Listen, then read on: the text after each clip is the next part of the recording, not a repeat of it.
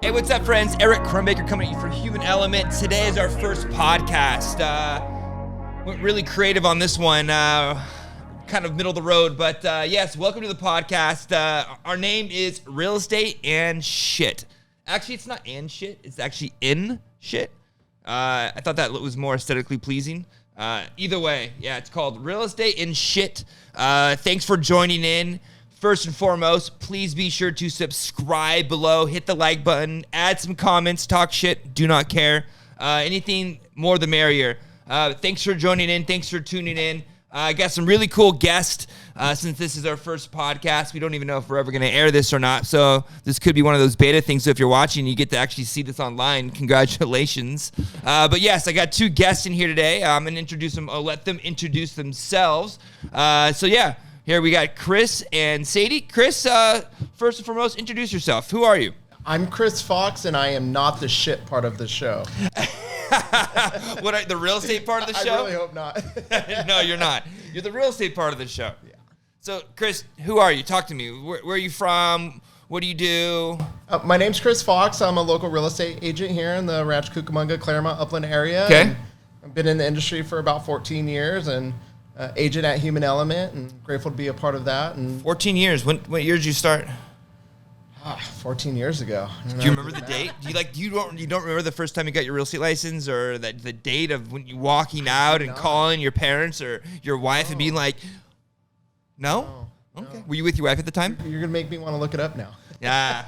Were you with your wife at the time when you got your license? I was, yes. Okay. All right. Well, thanks for joining. Thanks for coming. Yeah, thanks for having me. Sadie, introduce yourself. Who are you? Hi, I'm Sadie. I'm the shit part of this. I had a feeling that was coming. Former bartender / journalist. Yeah. Picked up by the great people at Human Element Real Estate. Well, now we're Human Element. But Yeah. It was Constantino Group. You're right. Yeah. And now I'm just here doing my thing. We do events, marketing. I get to work with Chris. I get to work with Eric. I get to work with everybody. So it's a good gig. I basically connect the dots. But I grew up in Claremont, and I love Claremont. And I'm happy to be here to talk about, I guess, the real estate and shit part. Well, let's get into some shit part. The real estate, what we do for a living, the things that, help pay our bills, and how we help service clients, and how we help change the real estate, trajectory for our hyper-local market by just giving great service. I'm going to pull up some links right now. It's funny. What I'm noticing is there's like two different messages happening through our ecosystems that I'm seeing right now. I'm seeing people, headline readers, and I'm seeing people that actually read the article readers. And there's two different types of messages that I'm seeing right now. I'm seeing that the sky is falling, but if you read through the article doesn't really state that the sky is falling. It's just that last year there's a 21% increase, and this year there's only a 7% increase, which is a 13% down from last year, but there's still a 7% increase. If you kind of read through the gray. But here, let me just get into it. If you guys don't mind, I have this car article pulled up. It was from August 8th, 2022, and it's talking about California housing market continues to show signs of a slowdown. Says the latest daily average weekly sales number for the week ending August 6th fell to the lowest this year and neared the lowest number recorded during the pandemic-induced shutdown in 2020.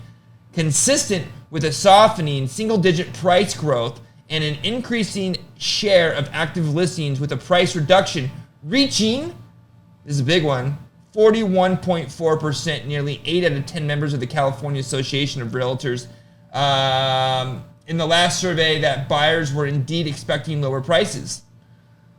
What are you guys seeing right now? Is this car article correct? Are you guys seeing a slowdown? Are you guys seeing a price decrease right now in our hyper local market?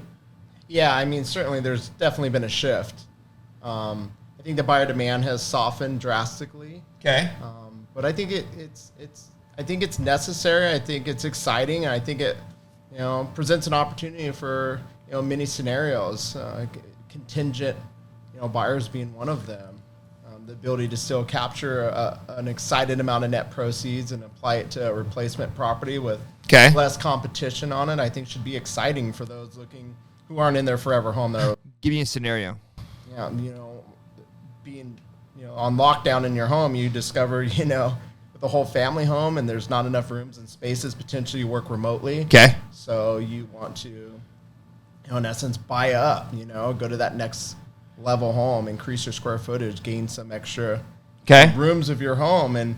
And previously, that was an impossible task to, I would truly have to make a family homeless for an indefinite amount of time to be non-contingent to Interesting. accomplish that goal. Okay. But now with, things slowing down some, families can have success being a contingent buyer. They can, they can come back into the marketplace. They can still capture a ton of net proceeds. Yeah. It's true. Values are, still maintaining and get an offer accepted and be excited again. And you're right. It's so funny you say that. Now that I look back on the last year, if you had a contingency or anyone had an offer the contingency and you had 12 offers, you were the 12th offer. You know what I mean? It just didn't work in this last market that we are living in, and it just sucked for a lot of sellers and buyers, because if you're obviously selling to buy, and a lot of people didn't have the money on hand to just go buy another house without selling their home, and no one cared. Because it was just such a hot market, sellers could dictate prices, and they knew there'd be a flood of people coming, and they could capitalize on. So you're right. Now is a good time, especially for those who weren't able to capitalize because they had contingencies, to get back in the market and really take advantage, because you aren't seeing 15 offers anymore. You're not even seeing 5 offers. I have records of 40, 50 offers on homes, and it's easily. Yeah, and 30 of them are non-contingent with 50+% down. It's how does a contingent family compete against that? They don't.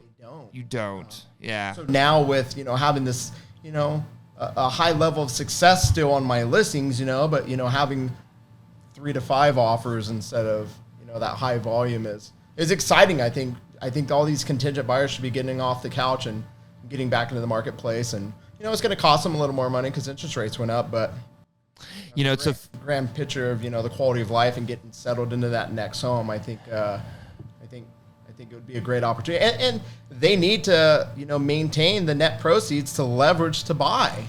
So if the market does decrease, they lose that opportunity to leverage that money. So that's the demographic that should be most motivated right now, in my opinion. And what's that demographic?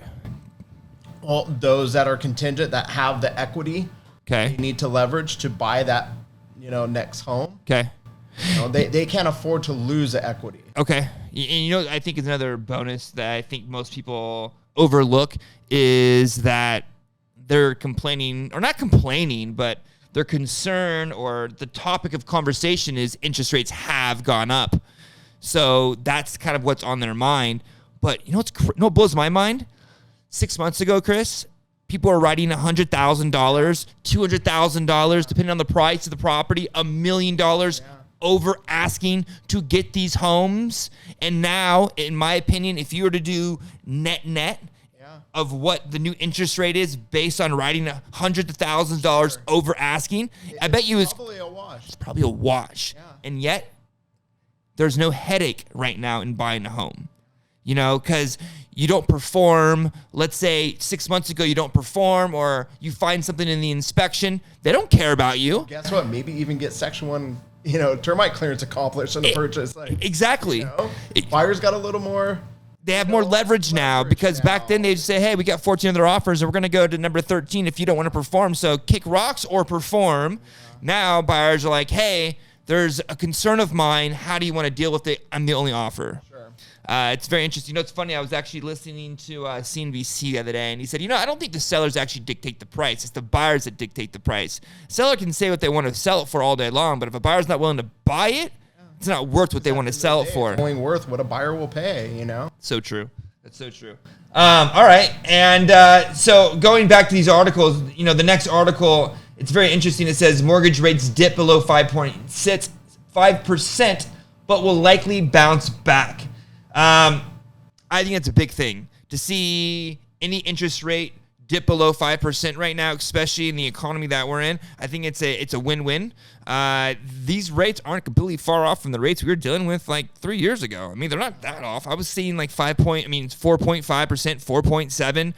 I mean, this is dipping below 5. I feel like we're in that same area. There aren't a lot of people in the market buying. Like, to me, this is the best time. And it's funny because as we go through all these articles, most of these articles, like for example, these are the top 10 real estate markets are cooling faster. Next article, pending homes fell 8.6% in June. The next one, the past 2 years have been an artificial housing market inflation. The next one, China's housing demand set to drop as the population ages. Next article, should you rent or buy a house? Next article, this kind of gets into some other topics. But as I'm looking at these articles, it's just everything tells me doom and gloom. But us being in the market, in the trenches, understanding conditions, I feel like it's like a insider trading type situation where we know how great of an opportunity this is, but for some reason we still have to convince people. It's really odd, is it not? So next on these things, it shows me, it says, so rates are below 5. How does that affect you? Are you seeing more buyers coming into the market? Has anyone called you to be like, hey, Chris, rates have dropped, lock myself in? You're not seeing that yet? I'm not seeing as much of that as I'd like to see or hope to have seen. Okay. What I am seeing is a lot more sellers with the motivation of thinking that they're potentially going to miss capturing all the net proceeds they need for, retirement or whatever their long-term plans are. Okay. So I've had an increase in inventory. So my question to you is, these sellers that are selling, that are obviously you're seeing an increase in volume in listings. Yeah. Where are these sellers moving to? And second question is, why don't they care about the interest rates for the new purchase that they're buying? Am I tripping out on this philosophy here? Well, I think, many of them are trying to find an affordable environment for their retirement. Okay. So I think they're maybe less affected by that interest rate. Most of them are probably, buying in a state, which they hopefully can pay cash for. Is this an older generation we're referring to right now, like the baby boomers? Retirement age. Okay. And they're using their net proceeds to pay cash for that replacement property out of state in many scenarios. So they're not really affected by the rate as much. Okay. Or if they're carrying a small note, it's okay. But nothing out of control. You're not seeing a huge flood of buyers coming in trying to capture these rates. Nothing. No. The buyer demand has definitely slowed. Interesting. For sure. Okay. So I just want to kind of go through some things that I wanted to kind of bring to your attention in the real estate field. Just some news and events that I feel that I wanted to kind of discuss and talk about. First, before I really get into that, what are your thoughts on the local market right now? With where we are, with the inventory increasing, rates where they're at right now. Are you out purchasing? Are you out buying? Are you looking? Are you investing? Like, what are you personally doing? I would definitely fit into that demographic of potentially, leveraging my equity to be that forever home. Okay. Do I have a ton of motivation? No, but I always have an eye out. Okay. And I wouldn't be fearful of leveraging my equity to the next home if it made sense and it checked all the boxes I wanted to check forever, but okay. I'm thinking long term, I'm not looking, Smart. I'm not an investor. I'm not thinking short term or flipping for a profit, so like I said, from that scenario, I think there's nothing scary about that to me. Gotcha. Okay. Sadie, do you own a home?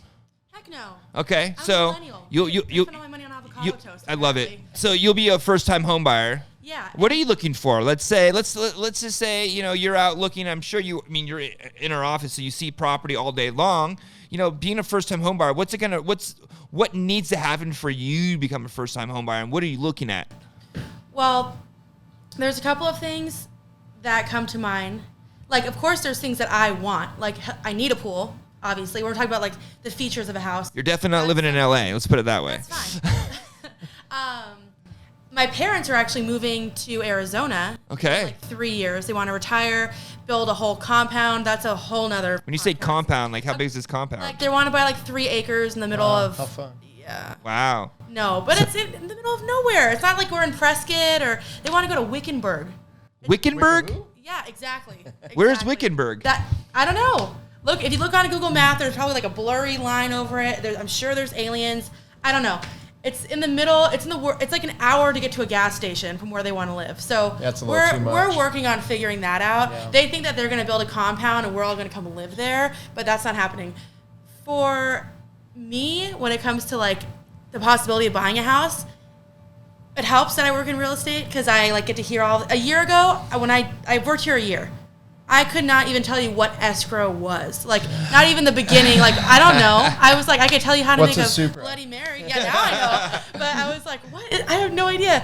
And now I feel like I've learned so much. But I think from people my age, I'm 26. I'm like the youngest tail end of millennial.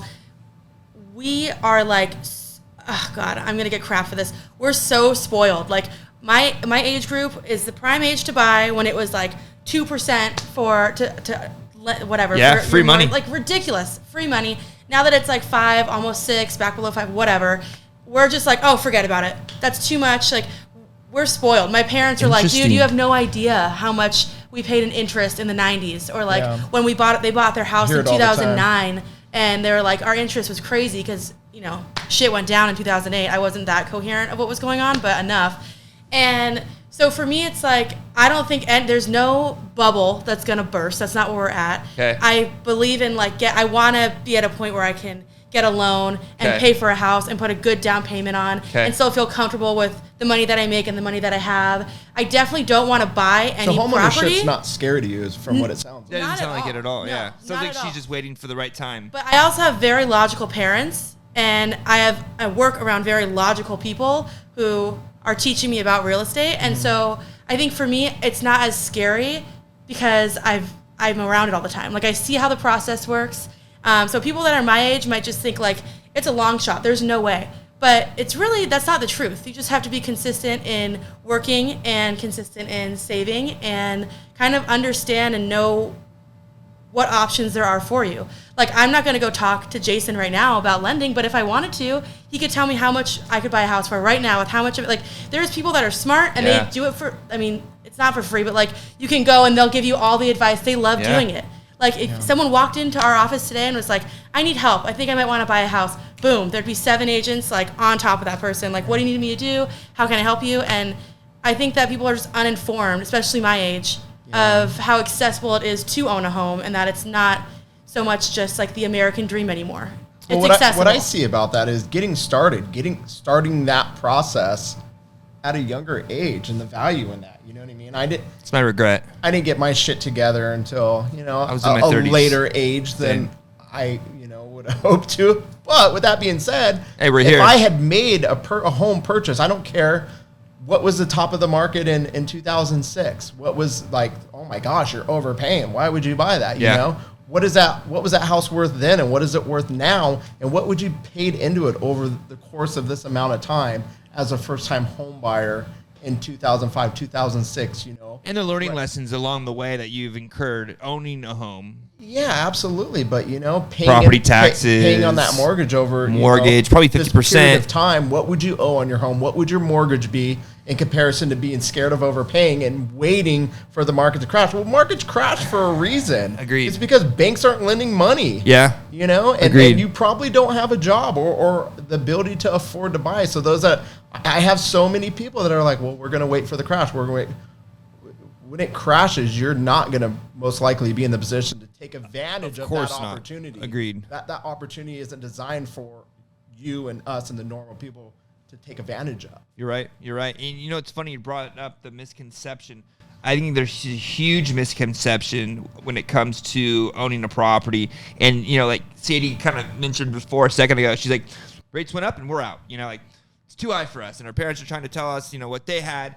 What I don't think people really understand is, or they just kind of look over, they brush because I feel like this generation doesn't know how to save, is that when you own a home, your mortgage, the way I've always looked at it, owning a home is it's your bank account. Yeah. You're just putting more money back in your bank account. You know, you pay a little bit on principal, you pay off the interest, and all of a sudden this turns into just a piggy bank that you're just putting money into, and you just kind of forget, you kind of set it and forget it, and you look back in 3 or 5 years like, wait a second, we have that much money in equity? Well, yeah, you're always you're gonna live through the peaks and the valleys of your equity, and it's just really bragging rights until you get to the point where you can leverage that equity. You know, Yeah. You buy your home when you're 25 and you're 35, and you've got to, you bought at the top of the market. Maybe the market did crash, and now it's returned, and now you have a couple $100,000 equity, and now you can leverage that to buy short-term rentals or flips or do something with it.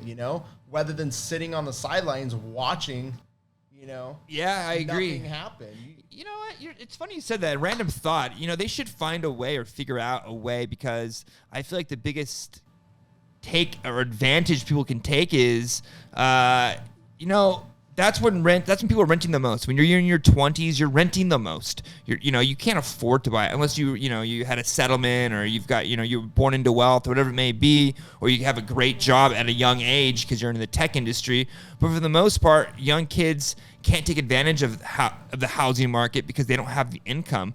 There should be some type of grant or something to allow these kids that are in their 25 years old to be able to put something down to have home ownership, kind of like they do with stocks. They introduced it like a couple years ago, where you can own like a portion of a stock, a slice. A freebie. Yeah, not a freebie, but you can own like a slice of a stock. So, for example, if a Tesla stock is selling for like $1,200, you can buy a slice of that. So you can buy like $200 of that. So, for example, almost like you're partners with the bank. You're almost partners with the bank. Yeah. So, a 25-year-old doesn't have $30,000 to put down in a home and can't get a loan because he doesn't have that, but he works his ass off. He works at a bar, whatever it may be.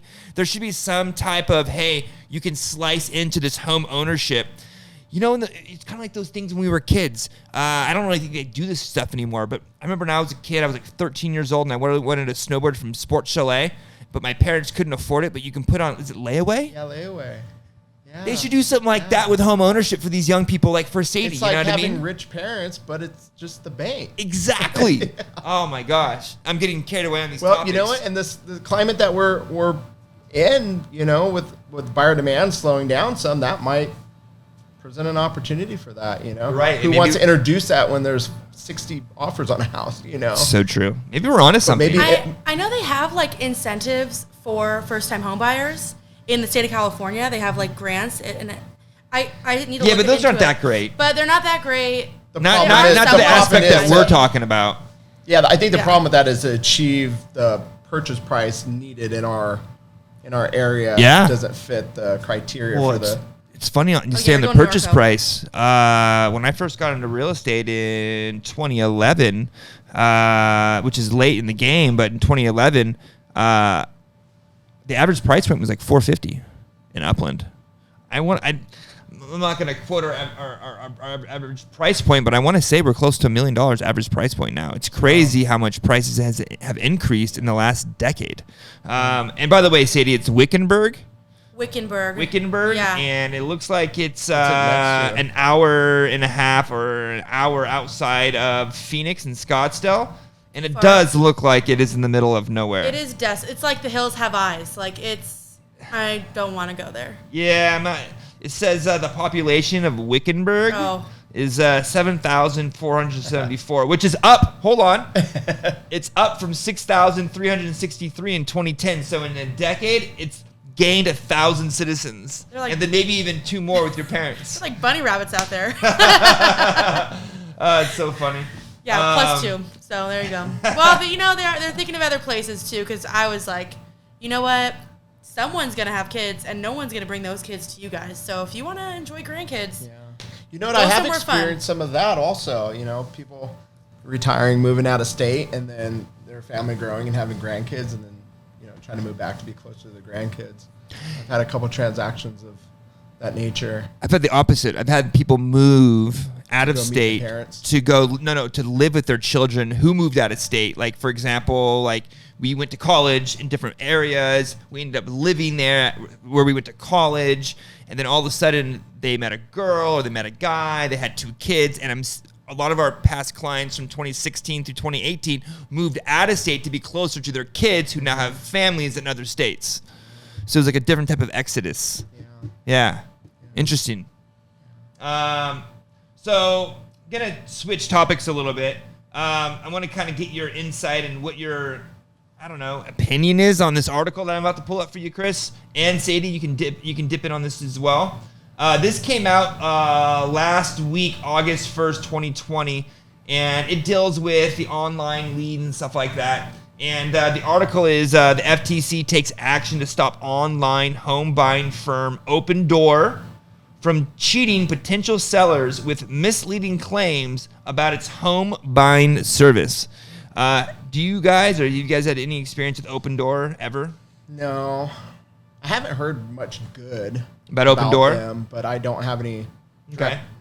Says the company will have to pay $62 million to stop deceiving customers about the supposed benefits of its service. Where's that money go? It's so funny. It's the first thing I thought of. Where does that $62 million go? Can we redirect it to the millennials? The millennial housing Who fund? needs to buy a home? Come on. See, I mean, we're finding solutions right here. Right there. We're really solution based over here. Opendoor, if you're listening, we're located in Claremont, and we're gonna start this. You can Google us now. It's Element Real Estate, so you can send that over. You can reach Sadie, and we'd be happy to be a beneficiary of, or just not the full 62. Yeah, send the check. And it doesn't have to be 62 million. Okay. It can just be like a million, or like 2 million, or like 3 million.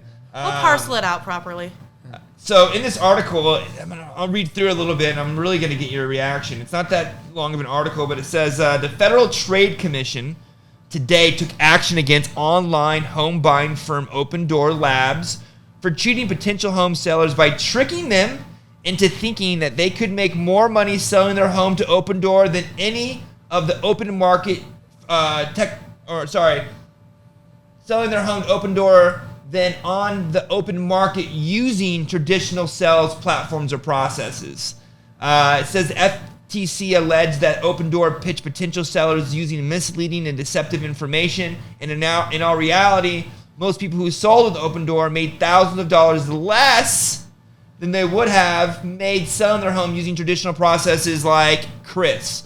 Under a proposed administrative order, Opendoor will have to pay $62 million to stop its deceptive tactics. So I'm hoping the $62 million goes to all the people who are misled by Opendoor. Yeah. And before I get both of your input on this, I must say, they can't be the first. No, I mean, I challenge you. Find an Opendoor property, make a phone call, try and schedule an appointment to show it. Have a conversation with a human being to get information on the property, to negotiate that property from our perspective. Oh, yeah. For our clients. Oh, yeah. Like, what's it like? It's impossible. I compare it to like the short sale days when you're negotiating short sales. Agreed. There's just nobody on the other end. There's nobody refereeing. There's nobody that you can talk to. I mean, I've got a motivated buyer for your house, and it's just crickets. Doesn't it blow your mind that you can go market a product and just put a lot of money behind it, get a lot of capital to push it, and all of a sudden people are going to just buy into it and start using it just based on the market that they see, not doing any research? Chris, I can guarantee you, and Sadie, I can guarantee you, this article came out last week on the 1st. I'm not going to get myself into trouble and put my foot in my mouth, but I can guarantee you it's not the only company that's going to come out with an article like this, because there are a dozen companies right now that I know that do market that they'll list for 1%, or they'll do whatever, the low fees, sell with us. And if you go through the small print and you actually put a net sheet together, you're spending more money with these companies than you would to actually call us. It's the most mind-blowing thing in the world that people think they're going to call Redfin or Zillow or all these other companies and they're going to get a deal. I was always taught this: if it's too good to be true, it usually is.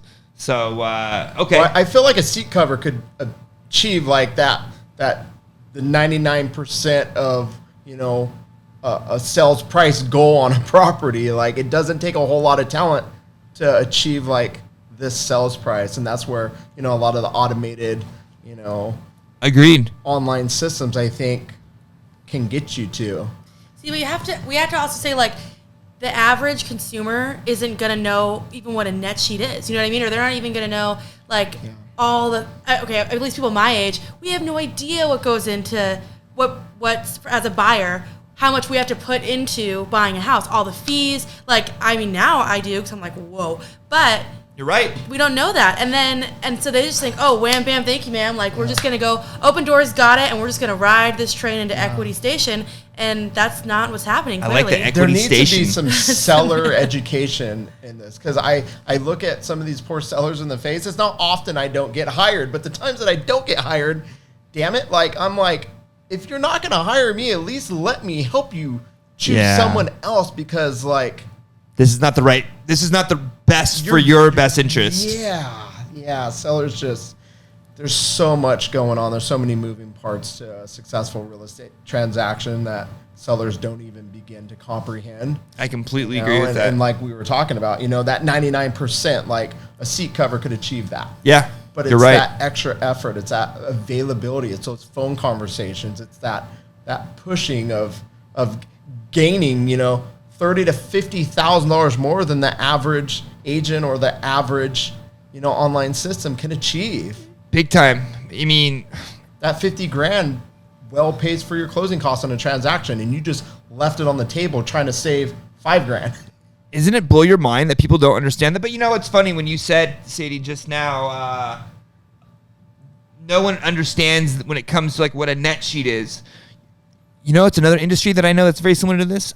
Cars. Yeah. Oh my gosh. When I buy a car, I never understand what the hell's going on. They're sitting me at this desk, they're sitting me at that desk. I go here, I go back to finance, then I go here, and they have me to sign this, and all of a sudden it's like the number finally comes back like the next day after I've had the car of what I'm actually going to pay for it. Yeah. Like you really don't know what is what or what interest rate you're taking, and you feel like you can't negotiate, but then you can negotiate, but the moment you walk away, you can negotiate, and it's like this weird game of like, how the hell does this work? They need to have classes on this shit where people can understand how to buy Educate a home the and what to look consumer, for. Yeah. Let's Let's you, host them.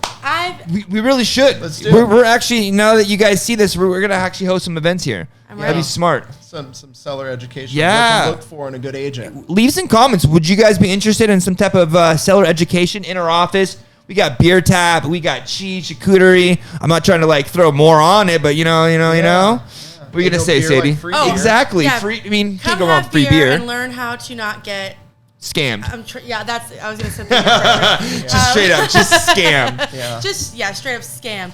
No, it took me like 2 or 3 days, and my dad for me to buy a car. But I have friends where I'm like, once I learned the math behind it, I'm like, oh, let me see. What are you paying? What's your interest rate? And I'm like, you guys are getting like screwed right now. You're paying more for your interest, and they're like, oh, I only have to pay this much over the span of like 7 years. I'm like, you can get a loan for 7 years for a car? Like, that's already a red flag. But that's a huge red flag. Now that I'm thinking about it, even though that's like, even possible. How? Like, 7 years, huh? You're on your $25,000 car. Car will be worthless in 7 years. I'm confused. Yeah, I forgot. I was going to say something else, but I already forgot about it. I started thinking about that. And you said beer, so I went, my brain. Hold my beer. Yeah. I'm gonna continue down this path that we're going down, home ownership. I actually have another article that I pulled up that I thought would really match well with this topic that we're on.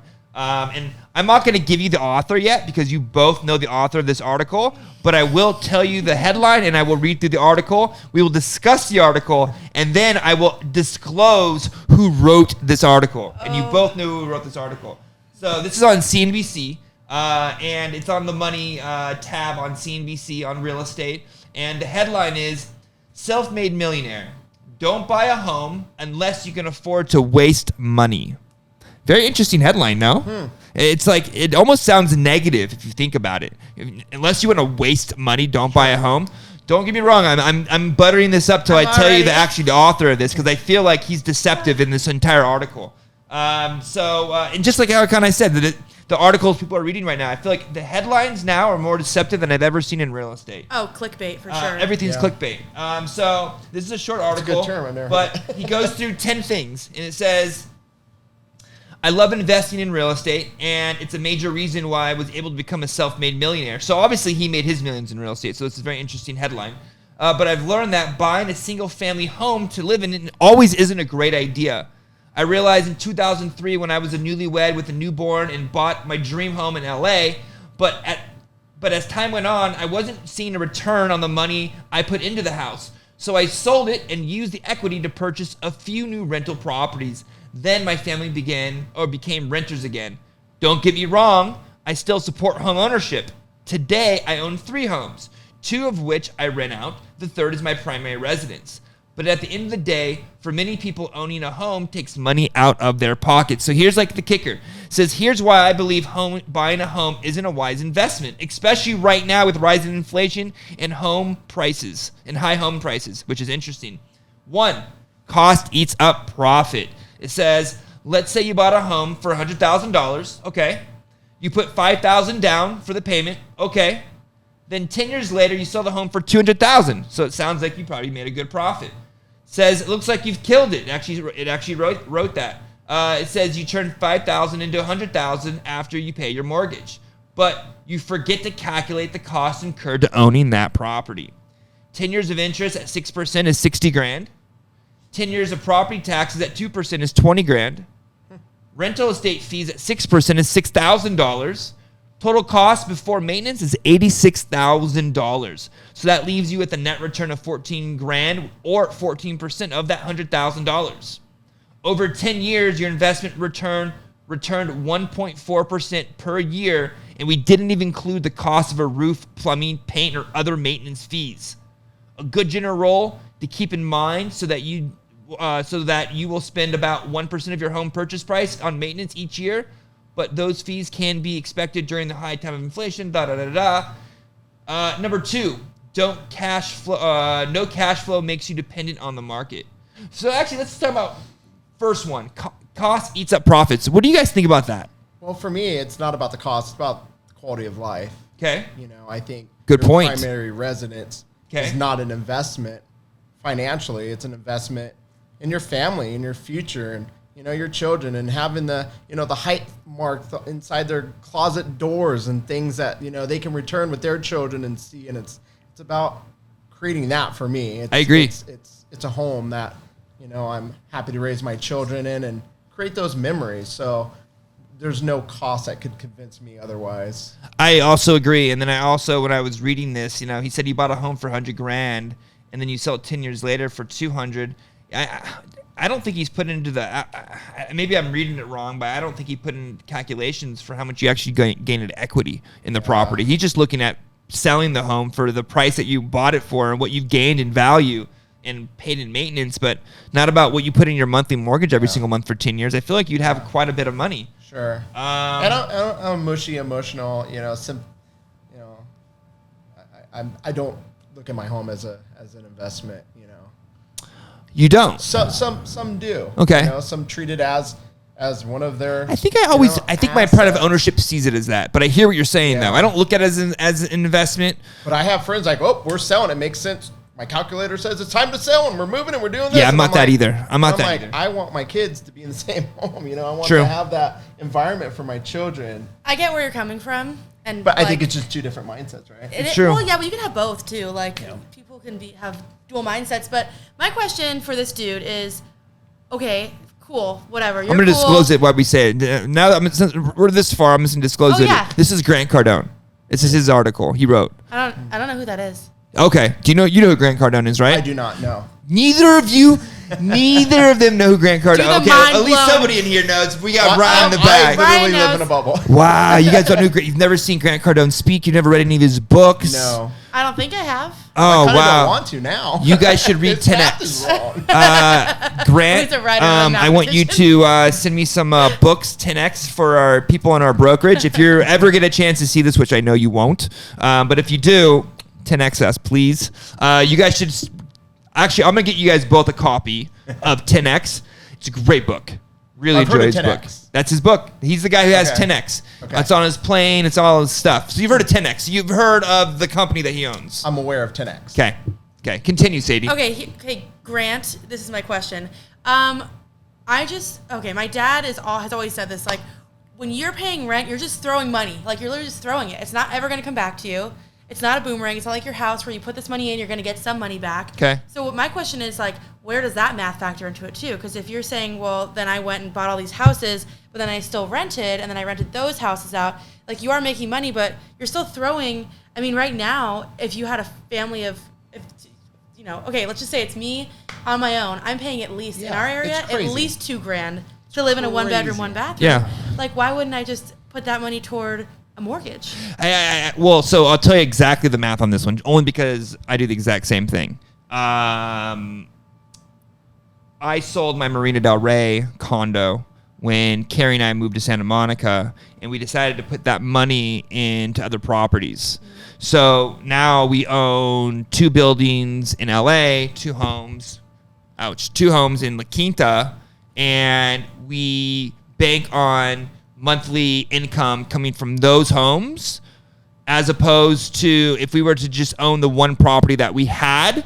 It was harder to just put money into a mortgage and having that asset grow, because it's impossible. Your asset's only going to grow as much as you pay off your mortgage or your principal, as opposed to putting that money into 2 other homes, short-term renting them, and getting return back almost to the point where you can pay your mortgage off, or you can pay your rent off on the mortgage, plus your mortgages, plus maybe even other side money that you guys can use for vacations or whatever it may be. So that's exactly the philosophy that he did, which I eventually, if you get to the bottom of the article, he actually ended up buying his 3rd residence after he gained up more equity from the other 2 to purchase his 3rd. So on that side, it makes sense. Just because you can make a lot more money owning 2 rentals, renting, and over the time, you'll get that money back. But it would have never That makes happened sense. without Marina Del Rey, correct?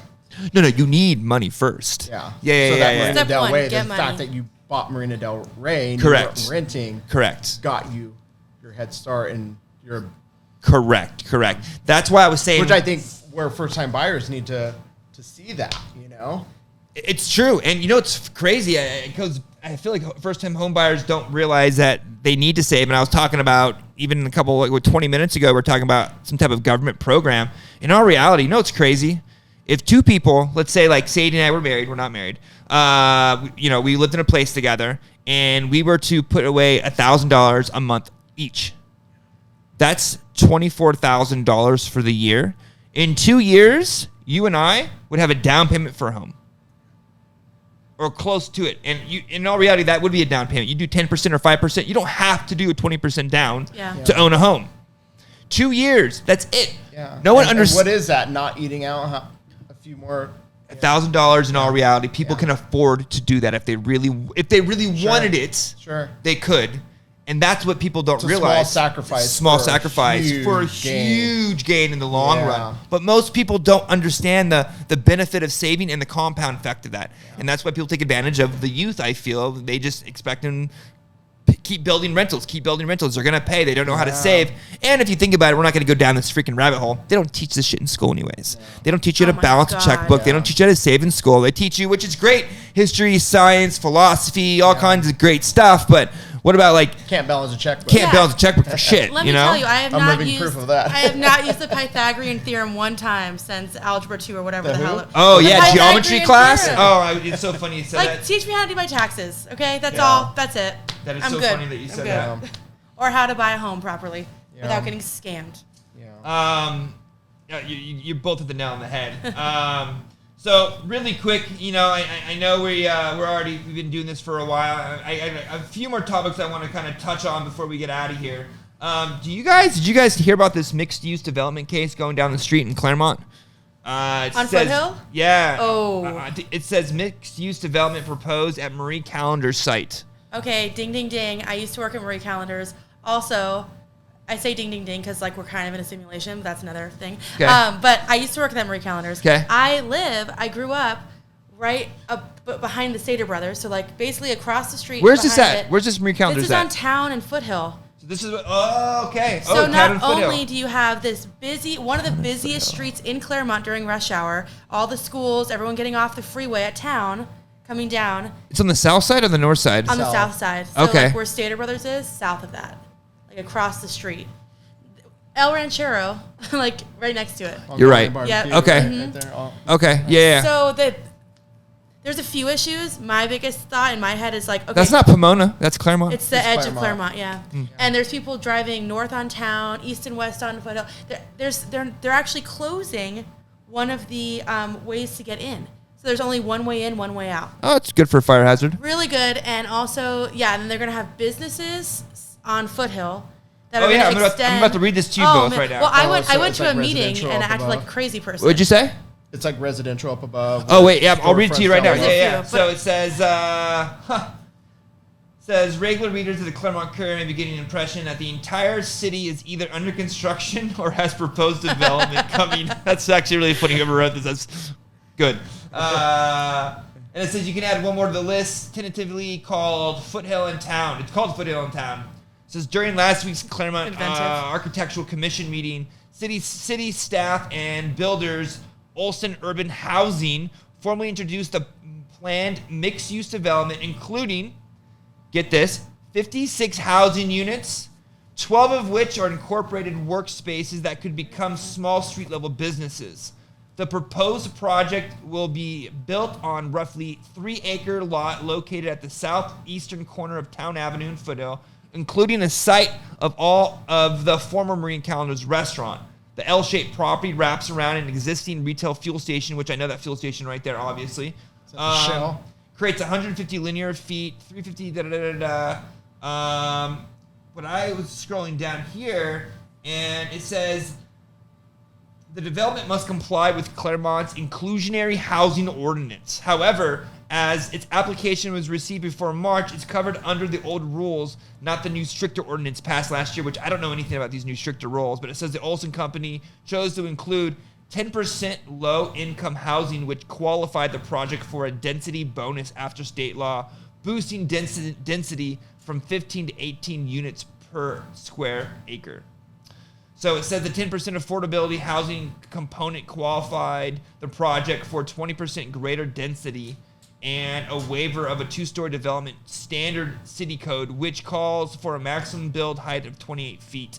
The applicant has requested a waiver to go up 3 stories. So they want a 3-story building. So there's a similar development on Foothill on the north side in Pomona, just west of Gary. Is that? I think you're thinking about Bonita. It's not Bonita. They just opened it, or it's like the gray slate buildings that are. No, this 3 has been there stories. for a little bit. It's on the north side of Foothill. By like Big 5 area?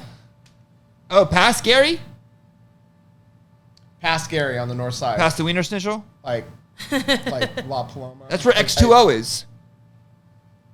Huh. Oh, I know what you're talking about. Yeah, there's a pizza place in there. Yeah, Orange Peach. There's a Yeah. bunch Yeah, that of was in there about And like it's got residential. residential Yeah. above, I Yeah. think, but they rent, I think. Well, that's what. Is this for right. rental? Yeah, I No, believe so. no, these are home. Okay, These are buying because there's Oh, really? Yeah. 10% of it's low income. So I went to the meeting it was like in June. I went to the architectural preliminary commission meeting. I don't know. Okay. Basically, they talk, and the builders, they come and they say this is why we get X, Y, and Z. Yeah. Because they're doing a few low income properties, which who even knows what that means? Because low income is still crazy in this area. Yeah. They get a waiver. And they basically get to like cherry pick. So if we do this one good thing, we get to choose from this list of things that you guys don't usually allow in Claremont, but LA County will allow it, and the state will allow it because we said, oh, we're going to make 3 houses for low income. So that's why they did 10% low income. Exactly. So because they do that, they're going to get all these other waivers, incentives. they get to go up 3 stories. But they haven't thought about first of all, the parking is just jacked. The driving is jacked. They didn't do a CEQA. They didn't do an environmental study, which they have to do because they're by a gas station. Like, there's so many things. I'm like one of those crazy Claremont people. Like, I'm just looking out for it. Just doesn't make sense. Well, what's like, your guys' make it opinion on make sense. the low income housing, having to include that on new housing or new builds? Are you guys indifferent on that, or what do you guys think of that? They only have to don't know what include my it because they opinion want is on that little check. They don't have to. Well, it's almost required now, if I'm correct. If you build after a certain period now, it's required that you have to, I would think relinquish 10% to low income housing. I think it would negatively affect the values because. That's what I always thought. I feel like these builders build, but they're not the ones living there. I'd like to learn more about how low-income housing works. Like, is it a certain, like... There is. So you can actually Google it, low-income housing in Los Angeles, and they put you in different categories. So if you make under $20,000 or you make $40,000 combined or whatever that may be, you qualify for low-income housing, which gives you grants where you can purchase the same home as I would, but for a much lower price based on your situation. And like Chris said, The desirability, it really does change because, as much as I love our world and I love our species and everyone's great Sure. and lovey, the problem is that's not always the case. You get somebody who, let's put two people, you get someone who's low income but great, they just need the opportunity. Sure. But I feel like that's few and far between. Yeah, that's not normally who you get. Exactly. The majority of these people, or the ones that just tend to be in your area, are the ones that are smoking 30 packs of cigarettes, or drinking and breaking out, bottles, having people late at night, or just disrupting the status quo. And I feel like that's the desirabilities. And it sucks because the reputation isn't created. It's created negatively, or the light is shaded on them negatively, because I feel like I don't know how to really put it. I mean, I have empathy as well, because sure. You don't want to be put in that situation. It's hard. You feel like you need a chance, and you want to give people a chance. It's just, how do you do it? That location. Does it have to be that location? How do you do it? Are there different ways? I'm not too sure. So that's a rabbit hole that could. I still don't really know how I feel about the situation. Yeah, I don't even feel comfortable talking about it. I don't. There's so much. I agree. I completely agree. Yeah. It's a very, but it's one of those topics that I think more people should be discussing. Yeah, it's one of those dark things in the closet. They're like, I don't want to talk about it. People might judge me. It's just something eventually we're all gonna be dealing with this. If you bust your ass to afford, a certain house, you want to have the same people that busted their ass or work to afford the same home at that same price. I agree. To have someone that maybe didn't work so hard. I agree. Hard, we're not even going to go down this rabbit hole. We'll go down another day. Yeah. Well, I will say that the development itself, after that meeting, the commission had a ton of questions for them, and they were very unsatisfied with the answers that they did receive, which weren't great. Because, how are you going to have... Nobody likes builders. But, they don't even have enough parking for the people who are going to live there, let alone the people who are supposed to go to the shops, the storefront shops that are supposed to line Foothill. They didn't have any parking. There's no good parking there anyways. So is they can't everybody park gonna on on Foothill. No, they can't. Yeah, And there's a bus stop right in front of there that blocks the right-hand turn people. There are, so many issues that... Been a great spot for that? That Mexican restaurant that used to be the barbecue spot right there on Foothill and Central, I think, with them. It's my parents' friends. I forgot what... Mira and Cheeto? Yeah, that would be actually a decent spot for a mixed-use development, because there's massive amounts of land. Where Buffalo Inn was. But they've talked about that. They actually have plans for that. That's actually a decent location, because it's not jammed between multiple restaurants and buildings, and you can park in the back. Yeah, no, I totally agree. I miss that place, by the way. That place had the best chips, the little buffalo chips. Oh, man. The live music on the weekends. Let's bring it back. You might see some bikers fight. It was a good bikers time. are always. That's how you know. Yeah. Oh, it was such a great place. Yeah. So good. Buffalo Inn. Wow. South side of Foothill would be a great spot for that too. Next to the old Coach Swin, that's like a pet hotel now. That 100%. vacant lot next to Friar Tuck's. A lot of good places that you really could Southside. put these places.